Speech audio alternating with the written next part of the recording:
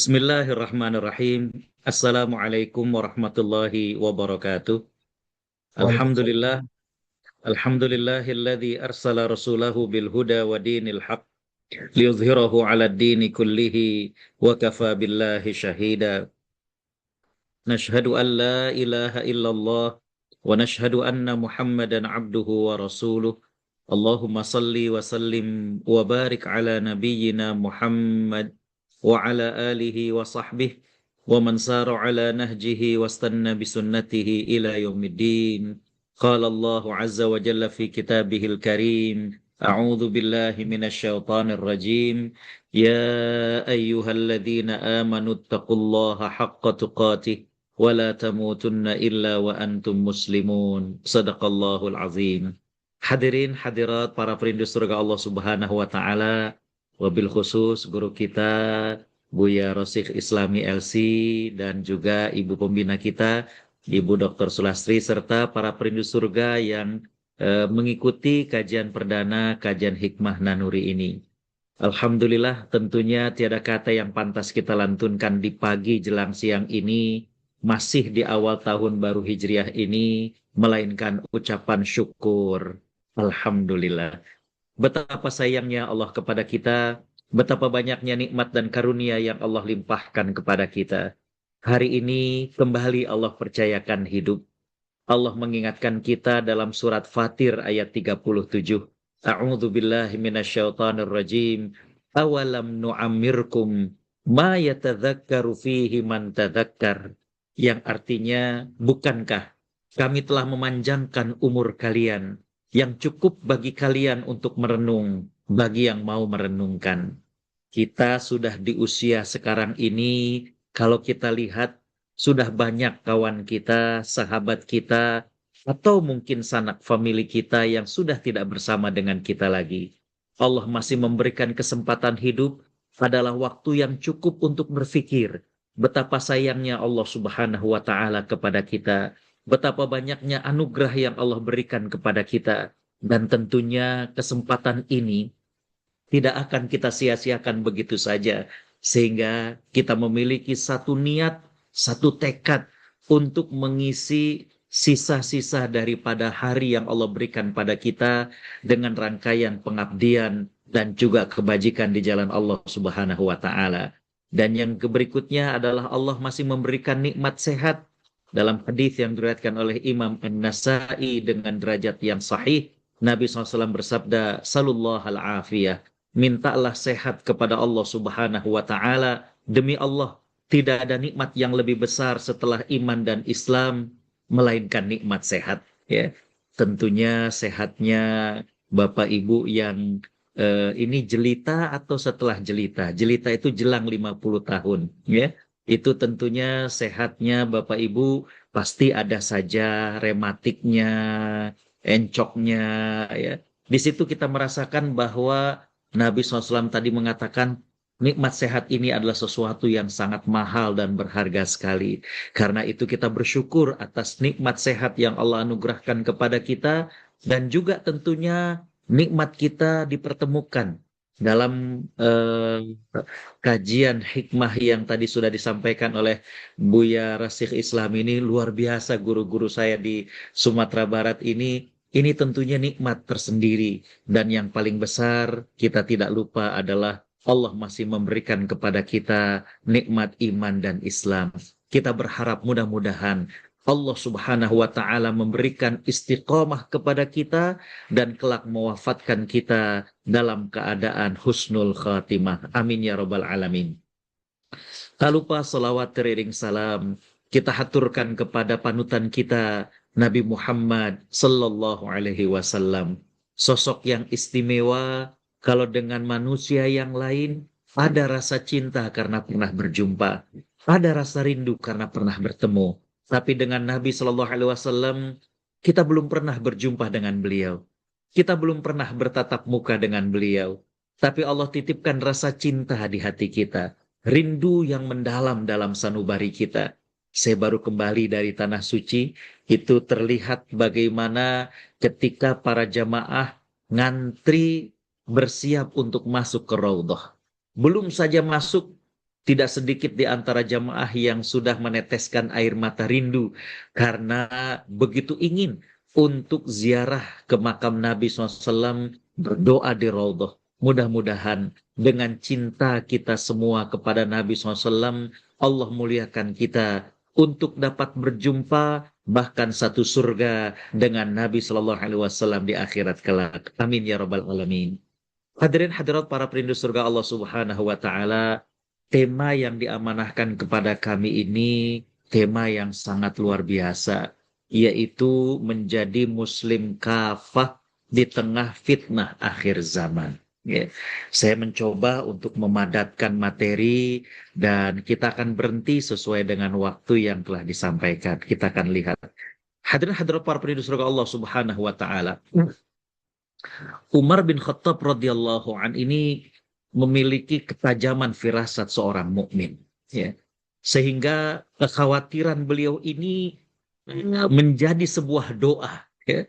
Dalam banyak riwayat, nih saya ambilkan riwayat Imam Tirmidzi, tapi dalam riwayat yang lain, ketika kemudian diceritakan kepada Nabi SAW tentang kekhawatiran Umar bin Khattab dan kemudian menjadi doa, Nabi kemudian mengatakan, iya, amalkan itu. Ya. Apa doa yang kemudian, apa kekhawatiran tersebut, ya? Di antara kekhawatiran Umar bin Khattab adalah bagaimana kalau sampai kemudian beliau terkena dengan fitnah. Nah, ini menarik kata-kata fitnah ini. Ya. Akhirnya kemudian Nabi SAW mengajarkan sebuah doa. Ya, ini hadisnya cukup panjang. Nabi SAW mengajarkan, Allahumma inni as'aluka fi'lal khairat wa tarkil munkarat wa hubbal masakin wa an taghfirali wa tarhamani wa idza aradta fitnata qaumin fatawaffani ghaira maftunin. Nah, ini yang menarik di ujungnya. Ya. Doa ini adalah doa yang sangat lengkap. Para ulama mengatakan Nabi SAW itu memang diberikan anugerah oleh Allah Subhanahu wa taala apa yang disebut dengan jawami'ul kalim. Ucapan-ucapan Nabi SAW itu singkat, tapi padat dan syarat dengan makna. Dalam khutbah-khutbah Nabi itu nggak terlalu panjang, tapi begitu dalam, begitu banyak hikmah dan makna yang ada dalam kalimat beliau. Berbeda dengan kita sekarang, kadang banyak bicaranya, tapi nggak ada isinya. Kalau kata orang Jakarta, ngomongnya seember, ketika ditakar nggak segayung. Ya. Jadi kalau bicara itu satu ember, tapi kalau ditakar nggak segayung. Ya. Kadang ada penceramah yang kemudian ceramah 1 jam, 1 jam setengah, bercanda, nyanyi, dan lain sebagainya. Tapi jamaah confused, bingung, ini isinya apa. Ya. Jadi ini di antara anugerah yang Allah berikan kepada Nabi SAW, bagaimana ucapan-ucapan beliau itu mengandung jawami'ul kalim. Beliau di sini mengajarkan yang pertama adalah minta kepada Allah Subhanahu wa taala kemampuan untuk melakukan berbagai kebaikan. Ini kan doa yang sangat luar biasa. Dan juga minta kepada Allah kemampuan untuk meninggalkan berbagai kemungkaran. Ini doa yang sangat luar biasa, ya. Wa hubbal masakin, dan juga mencintai orang miskin. Ya. Ini kalau kajiannya adalah kajian tazkiyatun nafs, maka cinta kepada orang miskin ini bisa melembutkan hati kita. Ya. Makanya Nabi SAW mengatakan, kalau kita rasakan hati kita keras, apa di antara tanda hati kita keras, mata ini sulit meneteskan airnya. Ya. Kita sulit untuk nangis. Ya. Kita sulit untuk kemudian mengakui nikmat yang Allah berikan kepada kita. Kata Nabi SAW, imsah ra'sal yatim. Coba usap kepala anak yatim. Ya. Tatap anak yatim. Ya. Kenapa Allah jadikan ayah mereka yang wafat terlebih dahulu? Padahal sangat mungkin kita yang wafat terlebih dahulu dan anak-anak kita menjadi yatim. Ya. Jadi ini di antara doa minta agar dilembutkan hati. Ya. Ini kalau kita berbicara tentang pentingnya tazkiyatun nafs, bahwa kelembutan hati ini menjadi satu hal yang sangat-sangat penting. Ya. Kemudian Nabi mengajarkan minta wa antaghfirali wa tarhamani, dan engkau mengampuni serta merahmati aku. Ya. Kita concern di ujung. Nabi SAW mengatakan wa idza aradta fitnata qaumin, dan apabila engkau menghendaki adanya fitnah pada suatu kaum, fatawaffani ghaira maftunin, maka wafatkanlah aku dalam keadaan enggak terkena fitnah. Ya. Ini kalimat fitnah ini menjadi sesuatu yang dahsyat. Dan mohon maaf, ini bukan fitnah yang artinya adalah menebarkan isu seperti yang diadopsi dalam bahasa Indonesia. Tapi fitnah yang dimaksud ini adalah sesuatu yang lebih dahsyat daripada itu. Ya. Baik, Bapak Ibu Allah SWT rahmati. Eh, Kenapa saya katakan tadi ini fitnah yang luar biasa? Ya, karena suatu hari Umar bin Khattab itu kemudian mendatangi para sahabat. Ya, ayukum sami'tum al haditha anil fitnah. Ya, kurang lebih demikian. Ya, kalau di sini riwayat Imam Bukhari itu man yahfaz hadithan anin Nabi SAW fil fitnah. Ini ada perbedaan redaksi. Ya. Umar bertanya kepada para sahabat, siapa di antara kalian yang hafal hadis tentang fitnah? Ya. Fasakat. Para sahabat kemudian terdiam, nggak ada yang angkat tangan. Ya. Tiba-tiba kemudian Hudzaifah ibn Yaman, ya, beliau mengatakan, ana sami'tuhu. Ya. Aku pernah mendengar Nabi SAW berbicara tentang fitnah. Maka Hudzaifah ibn Yaman kemudian mengatakan, fitnatur rajuli fi ahlihi wa malihi wa jarihi. Bagaimana fitnah seseorang itu dalam keluarganya. Ujian daripada istrinya, suaminya, anaknya, wa malihi, dan juga hartanya. Mungkin perniagaan yang nggak sukses, kondisi sekarang yang sangat sulit secara ekonomi, ya, wajarihi, dan juga tetangganya mungkin ada yang tidak baik, ada tetangga yang suka mengganggu, ada tetangga yang ini dan lain sebagainya, ya. Tapi kata Hudzaifah ibn Yaman, Nabi SAW mengatakan tukafiruhas salatu wassiyam wassadaqah. Ya. Tapi fitnah-fitnah tersebut, ya, kata beliau, Nabi menjelaskan akan bisa terhapus dengan sholat kita, dengan saum kita, dengan sedekah kita. Ya. Umar kemudian mengatakan, laisa as'alu an hadi. Bukan itu, bukan, kata Umar bin Khattab. Ya. Fitnah yang aku maksud dari hadis Nabi SAW yang minta agar berdoa jangan sampai kita wafat terkena fitnah. Ya, apa kata Umar bin Khattab? Ya, innama as'alu anillati tamuju kama yamujul bahar. Ya. Kata beliau yang aku tanyakan itu adalah fitnah yang bagaimana luapan fitnah tersebut, gelombang fitnah tersebut seperti gelombang lautan. Ya. Jadi fitnah yang yamuju kama yamujul bahar. Ya. Gelombangnya itu dahsyat. Ya. Kalau hanya fitnah seseorang dalam keluarga, fitnah seseorang dalam harta, fitnah seseorang dalam tetangga, atau Umar bin Khattab itu belum dahsyat. Ya. Yang dimaksud dengan hadis yang tadi yang diriwayatkan oleh Imam Tirmidzi tadi adalah fitnah yang gelombangnya luar biasa dahsyatnya. Ya. Nanti setelah ini ambilkan hadis riwayat Imam Abu Daud, ya. Bagaimana fitnah itu mengetuk pintu-pintu, masuk ke dalam pintu-pintu. Jadi diketuk pintu-pintu itu dan masuk fitnah tersebut. Ya. Nggak bisa terbendung lagi. Bagaikan gelombang lautan yang nggak bisa ditahan, mengetuk semua pintu. Ya. Dalam hadisnya kemudian kecuali satu pintu, itulah yang kokoh. Dan kemudian ketika ditanyakan pintu apakah itu adalah Umar bin Khattab radhiyallahu anhu. Ya. Jadi Bapak Ibu Allah SWT rahmati, inilah kegelisahan Umar bin Khattab dan kemudian menjadi sebuah doa yang diajarkan kepada kita, dan inilah yang kemudian kita rasakan bagaimana fitnah yang sedemikian dahsyatnya.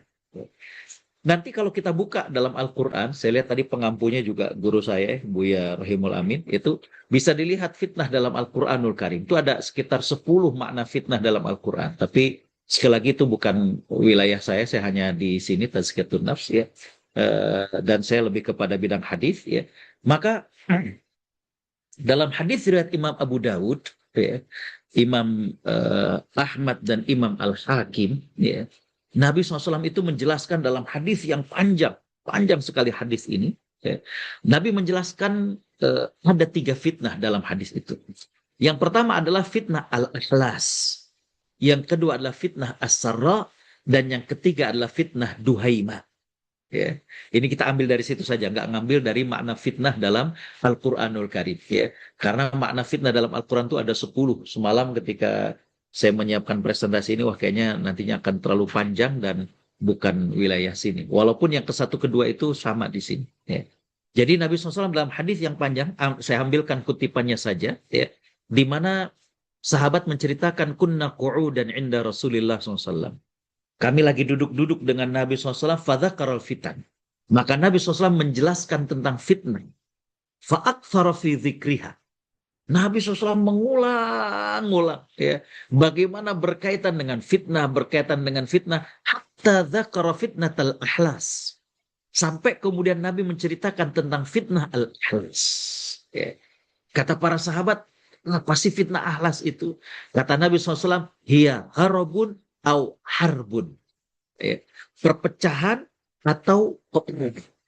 Summa fitnatus sarra. Ya. Kemudian fitnah yang namanya sarra. Ya. Hadirin khotaliman rahimakumullah, dan di sini kemudian Nabi SAW menjelaskan ada satu lagi yaitu fitnah ad-duhaima ya, di baris yang keempat. Ya, kita lewatkan saja, singkatnya adalah bahwa fitnatul ahlas adalah fitnah permusuhan. Ya. Sulit untuk bersatu. Ya. Bapak Ibu Allah SWT rahmati, rasa-rasanya kalau boleh kita melihat-lihat, ini sudah mulai terjadi atau bahkan ini terjadi saat akhir zaman ini ya. Bagaimana kaum muslimin ini sulit bersatu ya. Kalau dulu ada perkataan bahwa kaum muslimin saat ini belum persatuan, yang ada baru persatu ya. Sehingga ya, umat ini baru mampu berkumpul, belum mampu berbaris. Apa bedanya? Kalau kumpul ya kumpul sesuka hati. Ada yang menghadap ke timur, ada yang menghadap ke barat, ada yang menghadap ke selatan, ada yang menghadap ke utara. Ya. Padahal yang diminta dalam surat As-Saff adalah kaum muslimin bisa berbaris. Ya. Ada pemimpin yang soleh yang kemudian mengajak, ayo kita ke timur ngadepnya. Ya. Kalau sekarang, ayo kita ke timur. Ah enggak, saya mau ke barat. Ah saya mau ke selatan. Ya. Jadi umat baru pandai berkumpul, belum pandai berbaris.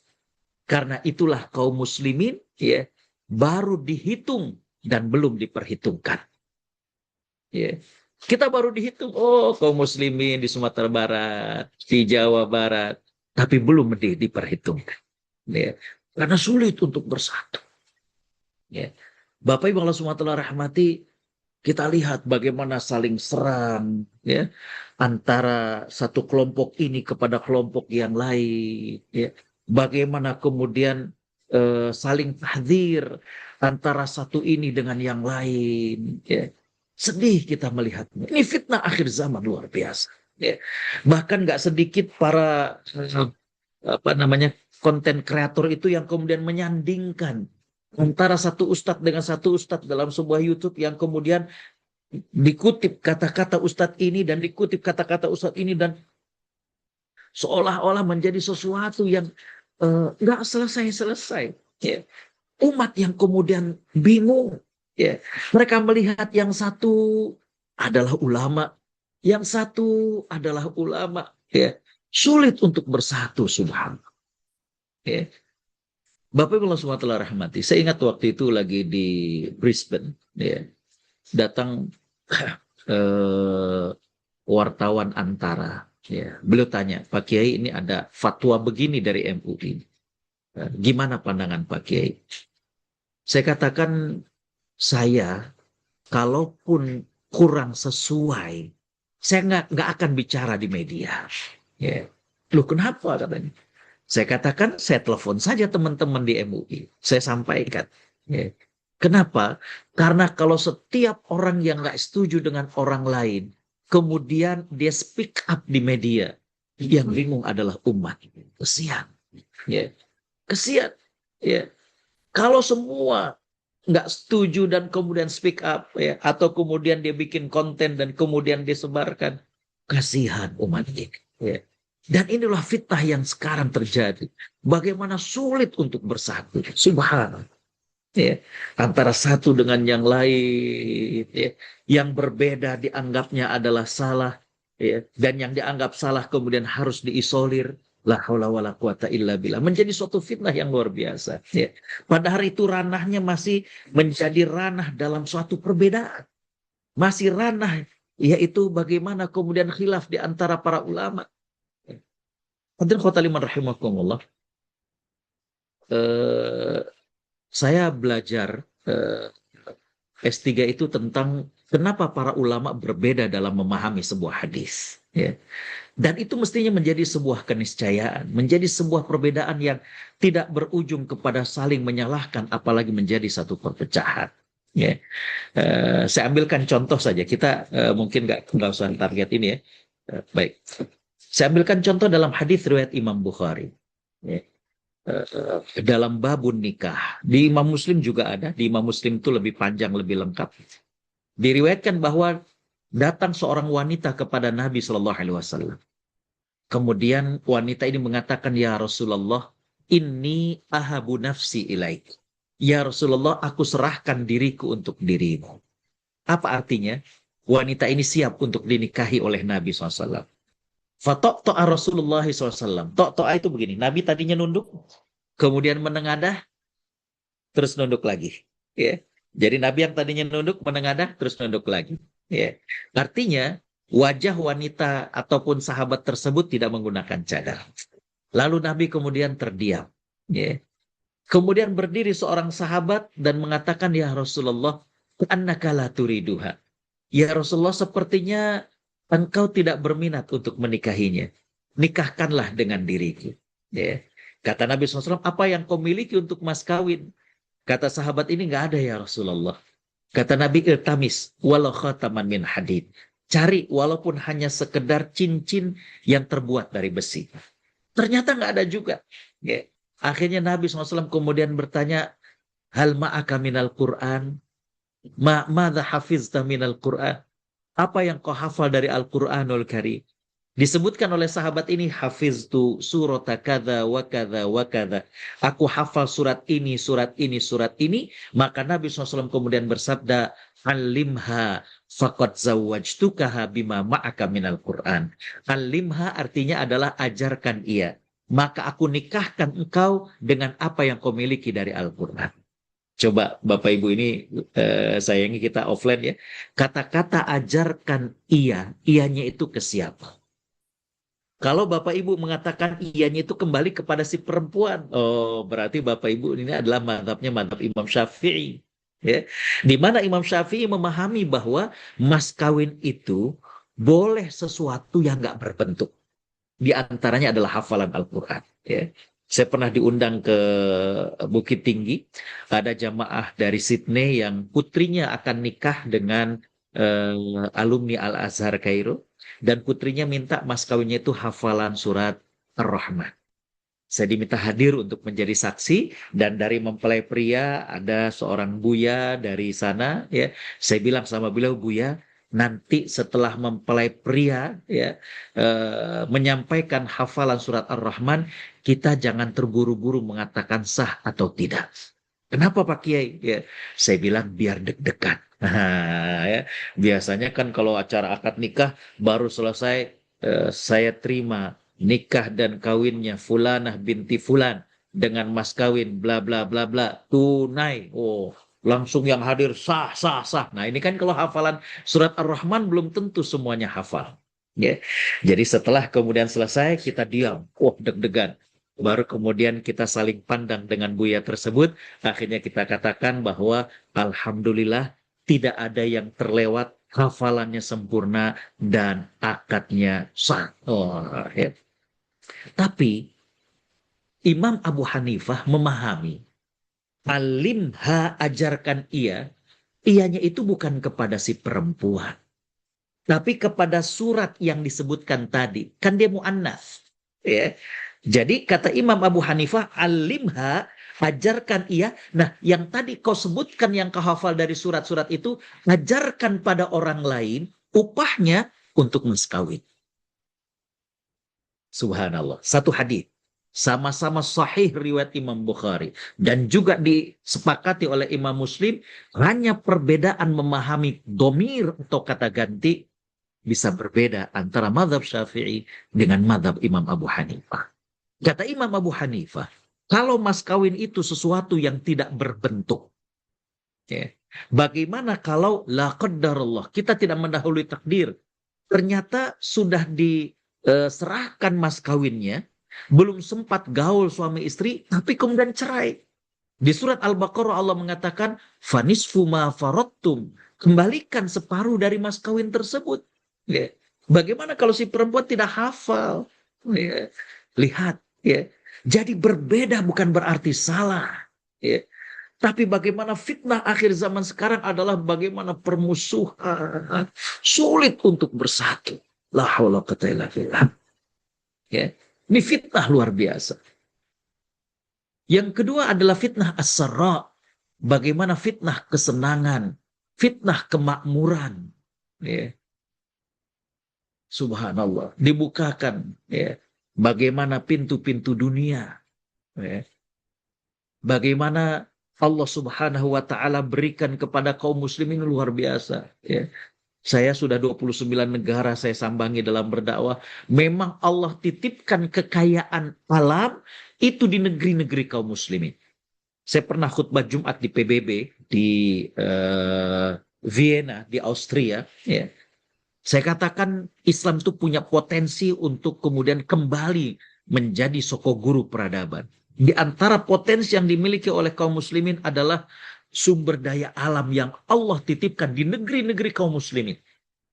Bapak Ibu bisa searching di internet, ya, bagaimana kekayaan alam yang Allah titipkan di negeri-negeri kaum muslimin.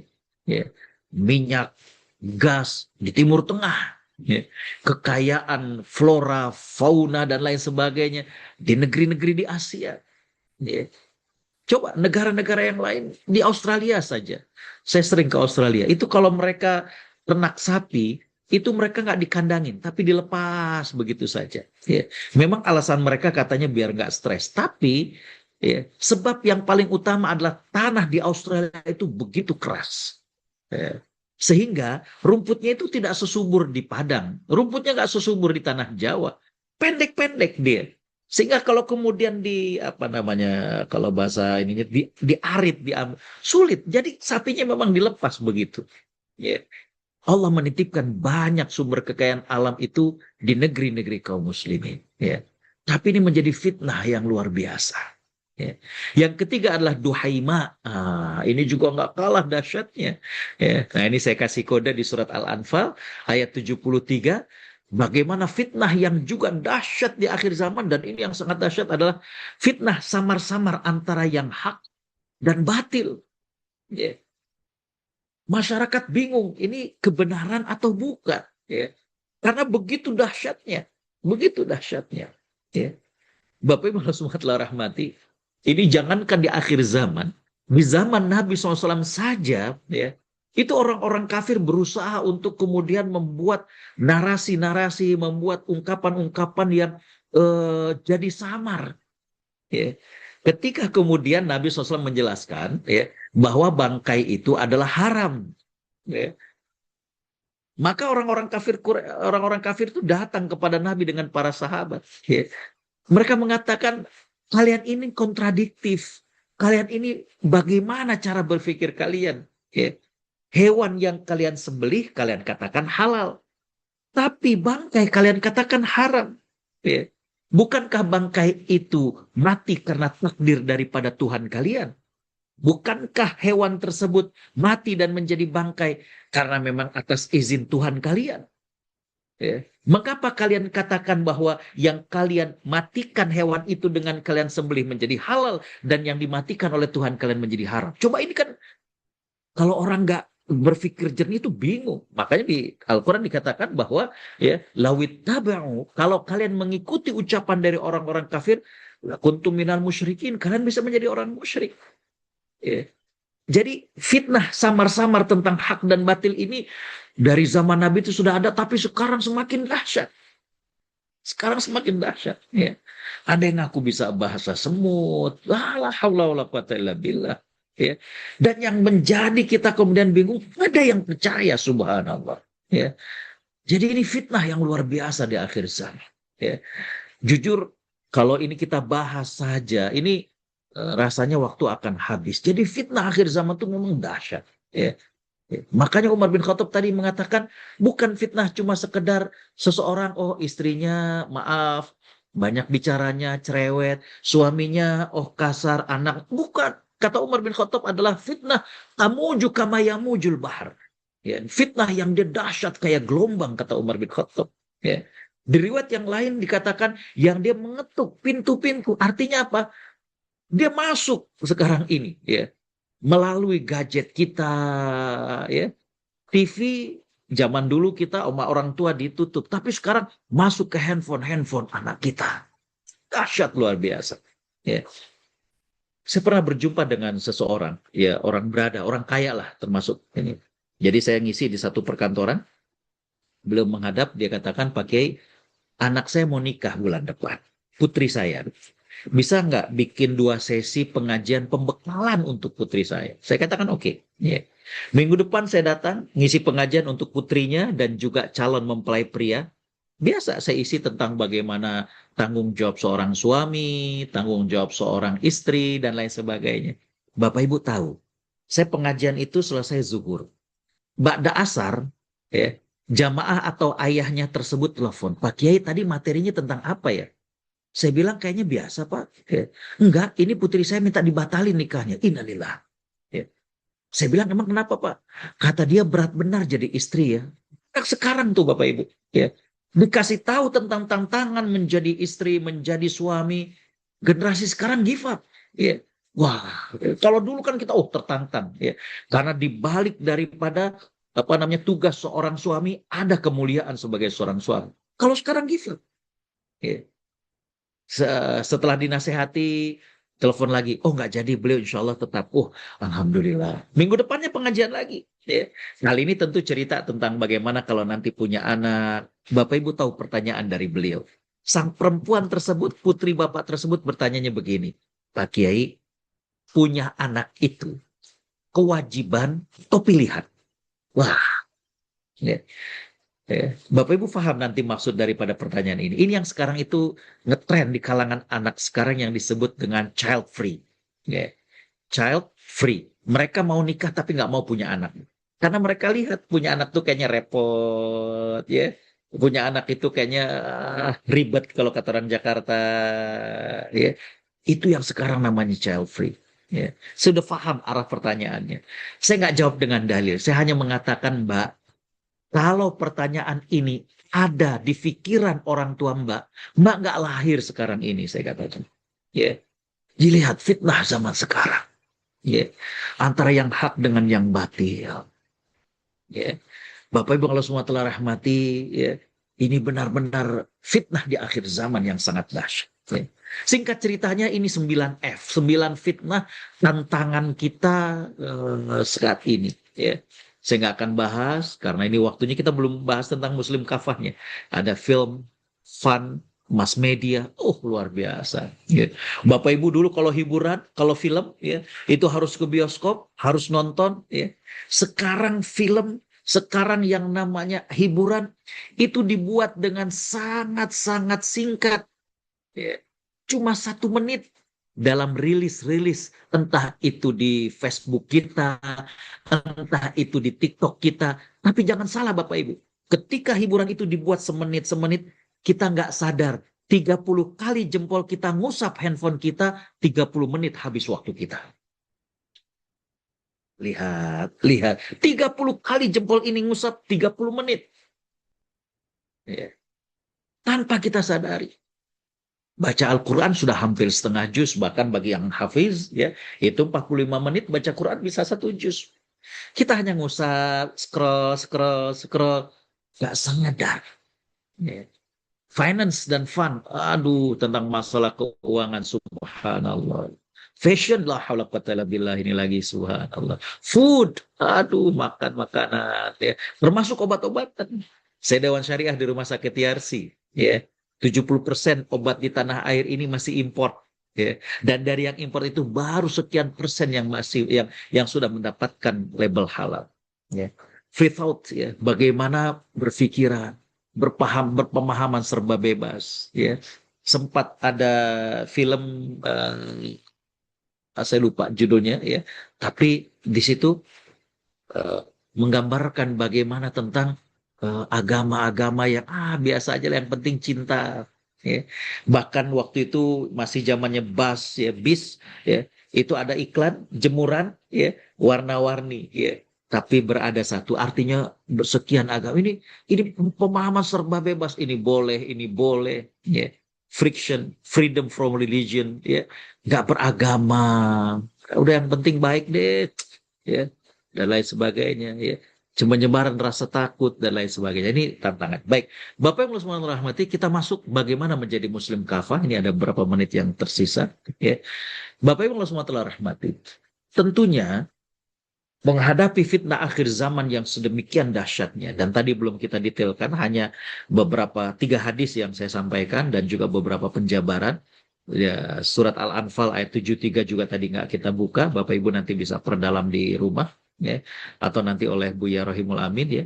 Bagaimana menjadi Muslim kafah, ya.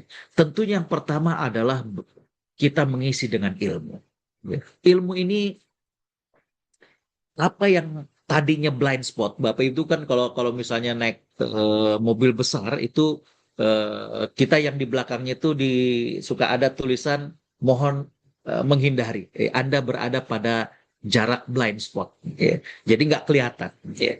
Dengan ilmu, apa yang tadinya blind, apa yang tadinya spot-spot, hal-hal dalam kehidupan ini yang kemudian kita nggak ketahui, kita buta, itu kemudian bisa tercerahkan, ya. Dengan ilmu, maka kita kemudian bisa membentengi diri, ya. Dengan ilmu, kita kemudian bisa melihat, oh, ini yang hak, ini yang batil. Karena kenapa? Yang LGBT sekarang menuntut bahwa mereka ini haknya, ya. Padahal kita tahu bahwa LGBT itu bukan kemudian hak, itu adalah satu penyakit, ya. Makanya dari jauh-jauh hari saya mengatakan bahwa LGBT ini bukan cuma kelainan, kecenderungan seksual, tapi dia adalah sebuah gerakan, sebuah gerakan, ya. Yang pertama, ya, mereka ingin dimaklumi. Yang dulu orang begitu benci, paling tidak dimaklumi, ya. Caranya gimana? Tampil dalam acara-acara humor, ya, komedian-komedian yang berlagak seperti kewanita-wanitaan, stand up komedi yang kewanita-kewanitaan, ya, sehingga orang merasa biasa saja, ya. Ini padahal suatu hal yang sangat luar biasa, ya. Itu gerakan mereka. Nanti kalau sudah kemudian dianggapnya wajar, bisa kemudian mereka minta untuk kemudian disetarakan. Nah, kalau sudah disetarakan apa? Lanjut lagi haknya untuk diakui secara konstitusional. Jangan salah Bapak Ibu yang semua telah rahmati, Brazil itu negara yang cukup religius dengan Kristen Katoliknya. Tapi Brazil itu sekarang menjadi negara penyelenggara pesta kaum sejenis terbesar sedunia. Yang kedua itu di Australia, di Sydney, ya, yang disebut dengan Mardi Gras. Ya, pesta kaum sejenis. Padahal mereka religius, ya. Artinya sangat kuat dengan Kristen Katoliknya, tapi terus didesak.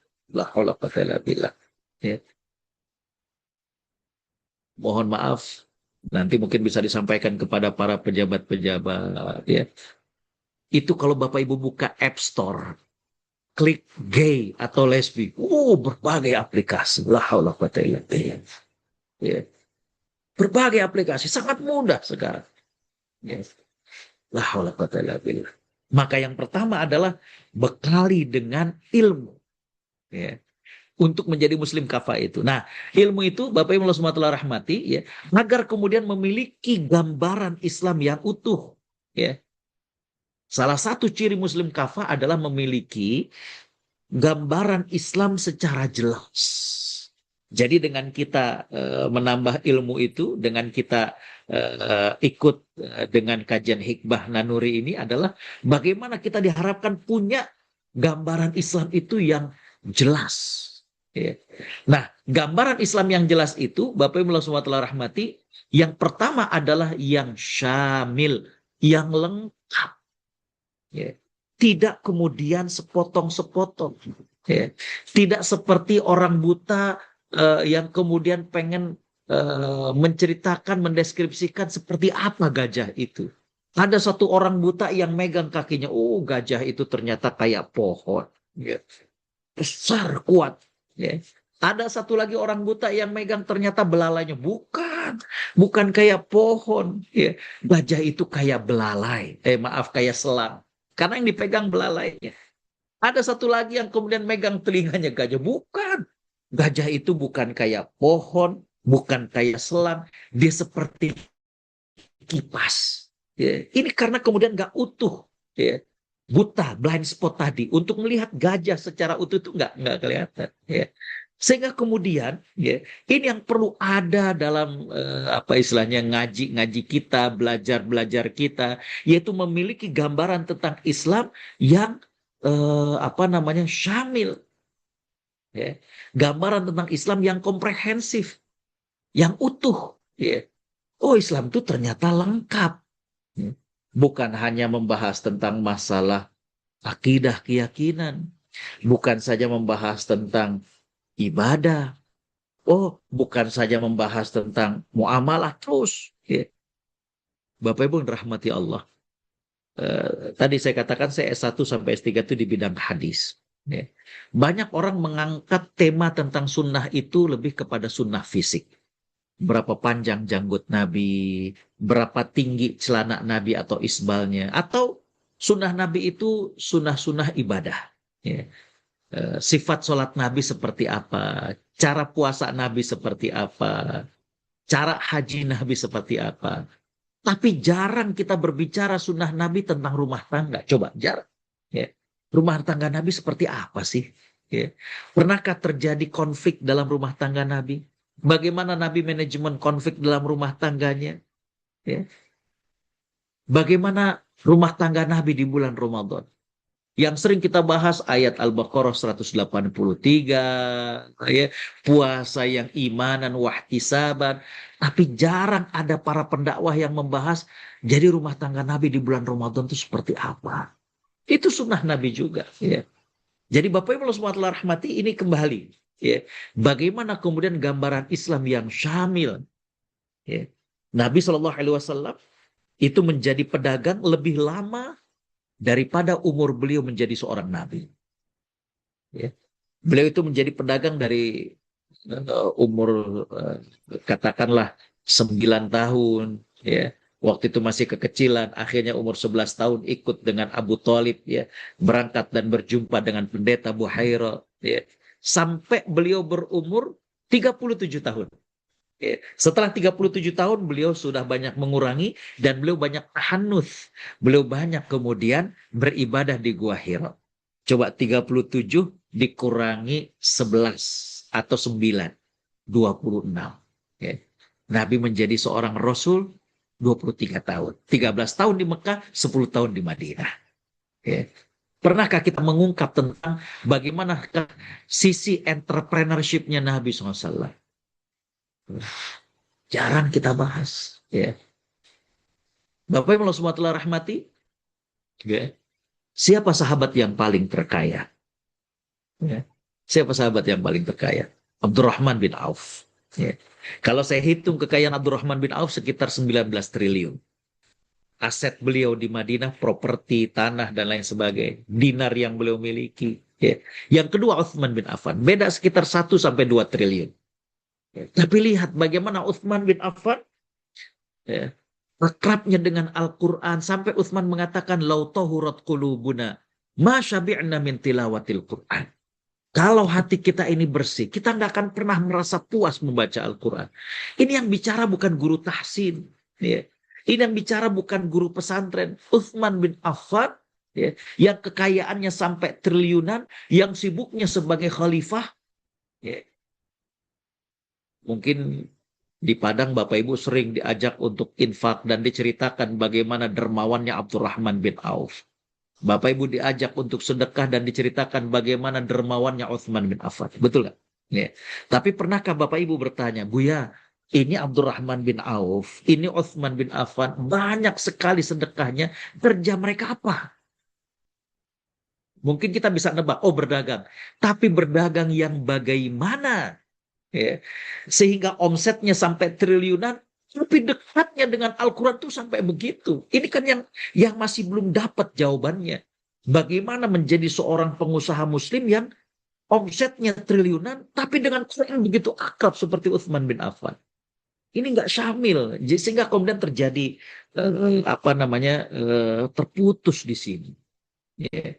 Maka ya, saya mengusulkan menjadi muslim kafah yang pertama itu adalah punya gambaran ataupun tasawur keislaman itu yang jelas. Dan itu dengan ya seperti yang dilakukan secara rajin tolabul ilmi. Ya.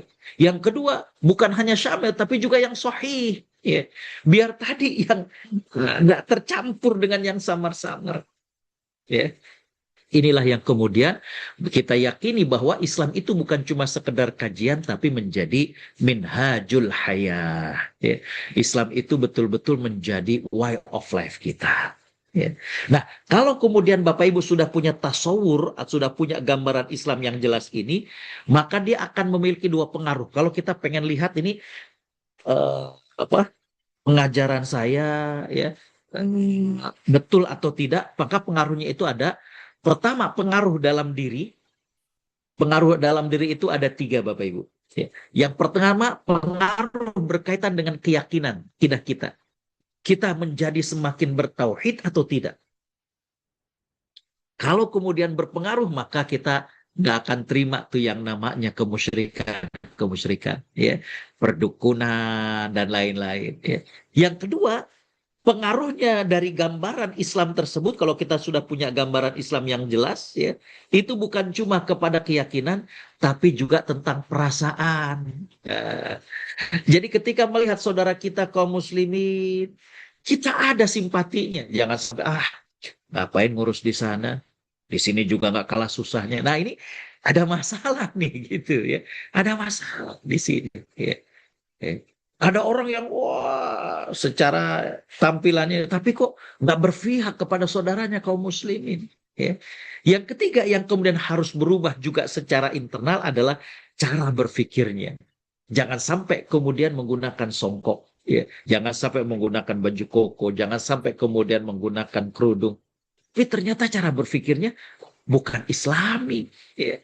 Bagaimana cara berpikir sosialis, cara berpikir pragmatis dan lain sebagainya. Jadi dari gambaran ngaji-ngaji tersebut, ya, belajar tolabul ilmi tersebut dengan gambaran Islam yang jelas itu akan memberikan pengaruh kedalaman kita, pengaruh ke akidah, pengaruh ke perasaan, pengaruh kepada cara berpikir. Pengaruh tampilan, jadi bukan hanya dalaman, ya, luarannya juga harus berpengaruh. Apa yang pertama adalah tampilan dari gaya berbusana, ya. Wah itu kan hijab tuh yang penting enggak ya ya kalau perempuan berhijab ya kalau laki-laki ya tampilannya gayanya ya nggak mungkin kalau kemudian Buya Rosi kemudian pakai celana jeans robek-robek oh yang penting akidah saya nggak penting tampilan itu ya rambut gondrong diikat nggak itu penting ya. Wah ini sunnah Nabi betul ya. Saya juga paham tentang sunnah. Nabi itu rambutnya sebahu, tapi Nabi itu diminyaki, ya. Tidak kemudian diikat, pakai celana jeans kemudian. Jadi kalau mau nyunnah itu jangan separuh-separuh, ya. Jangan cuma rambut, tapi tahajudnya tidak. Ya, ini kan separuh-separuh. Ya. Nah, yang juga kemudian berubah tampilan adalah akhlaknya, attitude-nya. Dari dakwah kami ke 29 negara, ini yang paling berkesan di hati orang non-muslim. Bagaimana akhlak. Ya. Baik kita cepat saja. Yang kedua selain kita tolabul ilmi, ya, untuk menghadapi fitnah akhir zaman, menjadi muslim kafah ini usul saya adalah qiyamul lail. Ya. Para sahabat itu dibimbing oleh Allah Subhanahu wa taala diwajibkan qiyamul lail selama 1 tahun ketika turun surat Al-Muzammil. A'udzubillahi minasyaitonirrajim ya ayyuhal muzammil qumil laila illa qalila. Wahai orang yang berselimut, bangun malam. Ya. Dan dijelaskan dalam Al-Qur'an di surat Az-Zariyat bahwa di antara karakter para sahabat adalah kanu qalilam minal laili ma yahja'un. Ya. Bagaimana di antara ciri penghuni surga itu adalah di dunia mereka itu sedikit tidurnya. Ya, ini ada yang menyindir kita, ya. Ada yang mengatakan kita ini dengan Nabi SAW itu bedanya sedikit. Ya. Kalau Nabi sedikit-sedikit sholat, kalau kita sedikit sholat. Maaf kalau Nabi itu sedikit makan, kalau kita sedikit-sedikit makan. Ya.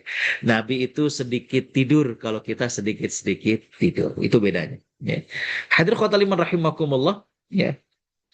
Imam Ibnu Abdul Bar dalam kitab At-Tamhid, beliau mengatakan qiyamul lail sunnah masnunah. La yanbaghi tarkaha. Ya. Qiyamul lail itu adalah sunnah yang dianjurkan. Ya. Salat tersebut jangan sampai ditinggalkan. Makanya beliau mengatakan fatuba liman yussiralaha. Sungguh beruntung orang yang dimudahkan untuk melakukannya. Fa inna Rasulullah SAW, karena sungguhnya Rasulullah SAW itu qad amila biha wa nadaba ilaiha. Nabi itu benar-benar mengerjakannya dan menganjurkannya. Baik. Yang terakhir saya kira karena waktu adalah coba bersama dengan orang-orang yang baik. Ya, ini dengan pesantren lansia ini, ya, yang terpenting adalah kita punya partner spiritual. Ya, bagaimana kita bisa berjamaah dengan orang baik, bisa untuk kemudian saling mengingatkan satu dengan yang lain. Ya. Allah berfirman, "A'udzubillahi minasyaitonirrajim. Ya ayyuhalladzina amanu ittaqullah wa kunu ma'as shadiqin." Hai orang-orang yang beriman, bertakwalah kalian kepada Allah Subhanahu wa taala dan hendaklah kamu bersama dengan orang-orang yang benar. Ada kata-kata wakunu ya, dalam bentuk plural ataupun jamak yang menunjukkan bahwa kita perlu berjamaah. Kalau sendiri apalagi udah di usia jelita ya, atau mungkin ada yang sudah lebih daripada 50 tahun, rasanya males kalau sendiri. Tapi kalau bareng-bareng kita bisa lebih bersemangat. Ya. Kalau sendirian kita merasa udah cukup. Tapi kalau kemudian bersama-sama dan berjamaah kita lihat ya Allah, itu Bapak Fulan rajin datangnya. Oh itu Ibu Fulanah rajin datangnya. Jadi kita kemudian bisa memacu dan memicu diri kita untuk menjadi lebih baik lagi. Ya. Disinilah saya kira tiga hal yang saya usulkan. Ya. Yang pertama adalah thalabul ilmi. Ya. Dan thalabul ilminya berarti dalam majelis ilmu yang tadi kita mengharapkan memiliki dan mendapatkan tasawur atau gambaran Islam yang jelas. Ya. Yang kedua adalah qiyamul lail. Kenapa nggak baca Quran? Nah ini dia. Karena ketika kita qiyamul lail, itu kita baca Quran. Makanya qiyamul lail yang saya maksud itu bukan cuma Qul huwallahu ahad. Tapi coba Bapak Ibu, coba kemudian hafal surat yang lain. Tabbat yada. Surat yang lain lagi. Surat Inna anzalnahu fi lailatul qadar ya. Jadi kemudian dengan sholat malam kita juga dapat ya baca Qurannya. Apalagi kalau kemudian para guru-guru kita itu kalau qiyamul lail bisa 1 jam. Karena kenapa? Sambil kemudian khatam 1 juz. Ya, jadi yang dibaca itu adalah demikian. Karena salah satu metode murojaah ataupun mengulang-ulang hafalan yang terbaik itu adalah dibaca saat sholat malam. Ya. Yang ketiga bersama dengan orang-orang baik, berjamaah dengan orang-orang baik, sehingga kemudian bisa membimbing kita. Bapak Ibu Allah rahmati, saya kira demikian yang bisa saya sampaikan sebagai introduction ataupun muqaddimah bahwa fitnah di akhir zaman ini memang dahsyat. Ya. Sampai-sampai kemudian Nabi mengajarkan kepada kita wa idza aradta fitnatan fi qaumin, apabila kamu ingin menimpakan fitnah di suatu kaum, fatawaffani ghairu maftunin. Ya Allah, ini karena memang dahsyatnya fitnah tersebut. Sampai kata Umar fitnahnya itu ya itu bagaimana gelombangnya itu kayak gelombang di lautan. Mengetuk pintu-pintu sehingga kemudian masuk fitnah itu ke rumah-rumah kaum muslimin. Demikian saya kira dan saya kembalikan kepada Ustadz Wiki. Jazakumullah khairan. Assalamualaikum warahmatullahi wabarakatuh.